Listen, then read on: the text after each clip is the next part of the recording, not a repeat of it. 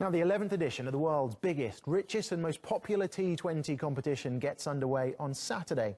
The Indian Premier League begins with defending champions Mumbai Indians hosting Chennai Super Kings.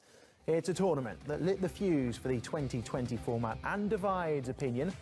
With its Bollywood owners, million-dollar players and fanatical supporters, it can blur the line between sport and entertainment, a bit like this programme. With some saying it's killing the longer formats of the game, but the financial clout of the tournament continues to grow. Well, joining us now is IPL commentator RK Srinivasan. Thank you very much for talking to us. Really good to see you.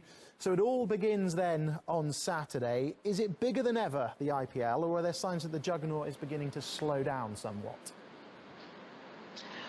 Thank you so much for having me. Slowing down? No, you don't hear that normally about IPL, do you? Because I mean, it's an amazing tournament. The kind of eyeballs that it brings is just phenomenal.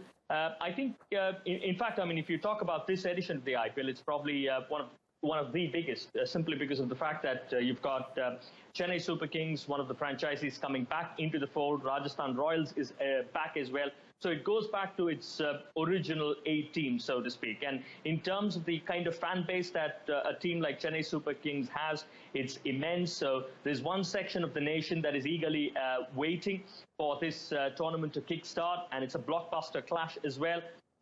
You know, I mean, in the limited amount of time that the Indian Premier League has existed, which is for a period of 10 years now, the rivalry between Mumbai and Chennai, that is Mumbai Indians and Chennai Super Kings, has been pretty much the best or the biggest. And therefore, that's the kind of clash that everybody is waiting to see. And that's the kind of clash that we are having first up. So the whole of India is waiting. And I think also the fact that you spoke about the amount of money that is riding on it. The amount of money that the broadcasters have paid this time around to get the IPL right is absolutely staggering. So everything points towards, you know, a rousing success for so the IPL, is growing year on year. I do want to ask you, we mentioned a few moments ago about the ball tampering issue. Is that going to have any effect on the IPL this year? I mean, the loss of the players, of course.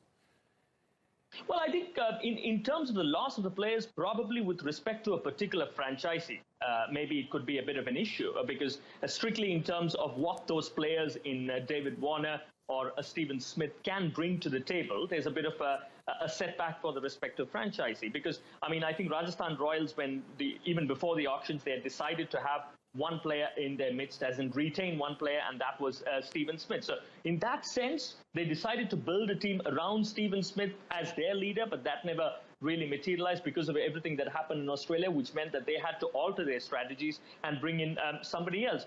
But otherwise, from a brand perspective, I don't think that has had any effect at all, because let's be honest, it's not an Indian player that has gotten involved.